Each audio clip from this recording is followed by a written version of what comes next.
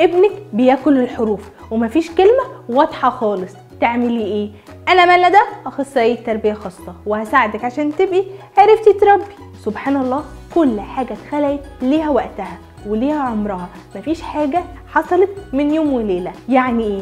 يعني ابنك لما جه زحف عند سن معين، ولما جه يمشي مشي على سن معين، ومع نهاية السنة الأولى بيقول كلمات معينة مش كلمات تانية. ليه؟ عشان الحروف واكتساب الحروف ليها عمر. بس هنقول على حروف أصوات عشان المتخصصين ما يزعلوش مني. فالأصوات، اكتساب الأصوات ليها عمر زمني، زي ما أي حاجة في حياتنا ليها عمر زمني. اكتساب المشي، اكتساب الكلام والزحف والاكل، كل حاجه بعمر معين. تعالوا نشوف انا وانتوا مراحل اكتساب الاصوات اللي هي الحروف. هتلاقيه في عمر سنه بيقول البابا كويس وماما كويس، عشان دي البه والما دي اصوات شفويه بتطلع بسهوله جدا. فعمر السنه هيقول بابا وماما كويس جدا. تعالوا نشوف انا وانتوا ايه الاصوات اللي بكتسبها في عمر سنتين: الب والت والدال والغين والف والميم. يبقى في عمر سنتين عنده 6 اصوات: الب والت والدال والغين والف والميم. تمام.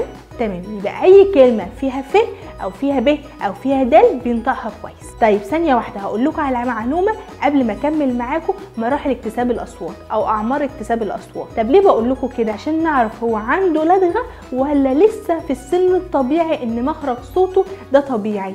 يعني ايه؟ لو هو مفروض يطلع صوت الب مثلا في عمر 2 3 سنين بالكتير قوي، مفروض صوت الب يكون كويس قوي. بعد ال3 سنين هنا يعتبر ان في مشكله، هنا تتحول للدغه، لازم يروح لاخصائي تخاطب عشان خاطر يصلحها له. هنفهم ده بس كملوا الفيديو للاخر. طب ايه الاصوات اللي بكتسبها عند 3 سنين ونص؟ الح والخ والسين والشين والغين والكاف والهه والياء. يبقى عندك 8 اصوات. تعالوا نكمل مع بعض. وعندك في ال4 سنين وال4 سنين ونص هيقول ازاي والصاد واللام. طيب عند سن ال5 سنين ل5 سنين ونص هيقول الثاء والطه والذال. وعند ال6 سنين اللي هي المرحله خلاص انتهاء اكتساب اللغه هيبقى عندك 4 اصوات: الجيم والراء والضاد والض. يبقى هنا لو ابنك قال يمان اقل من سن 6 سنين ده طبيعي جدا.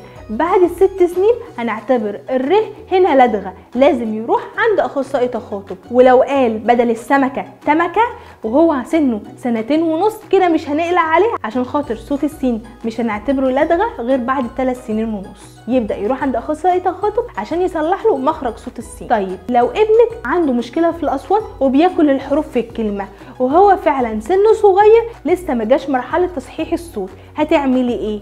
هتركزي كويس على مخرج صوت الحرف بس في السن ده. يعني لو هو قال يمان وهو اقل من 6 سنين هتركزي معاه تقولي رمان، راجل، رامي. هتعملي ستريس بس او فوكس على صوت الر عشان يعرف مخرجه. طيب يعني ايه لدغه باختصار؟ يعني الصوت بيطلع في مخرج غير مخرجه. يعني ممكن يتحول الر للام لان مخرج حرف اللام ومخرج حرف الر قريبين مع بعض، او يقولها يه على حسب هو هيقولها ايه. يبقى اقولها تاني: لو ابنك بياكل الحروف وبياكل اصوات الحروف في الكلمه وهو لسه سنه صغير ما جاش مرحله اكتساب الصوت ده او اكتساب الحرف ده، تعملي فوكس وتركزي على الحرف في الكلمه دي بس، من غير ما تقولي له انت بتتكلم غلط واتكلم صح. اوعي تعملي كده عشان انت كده بتضعفي شخصيه ابنك وبيفضل دي مشكله فيه ومستحيل تتغير. تمام. طيب هنا بقى هيجيلي امهات ده صوت السين حلو قوي وهي لدغه جميله جدا. اقول لك خلي بالك في وظايف معينه بيمنعوا ان اي شخص يكون ألدغ، فانت مش عارفه المستقبل، فصلحي لدغه ابنك او بنتك وهم صغيرين عشان انت مش عارفه في المستقبل هيشتغلوا ايه.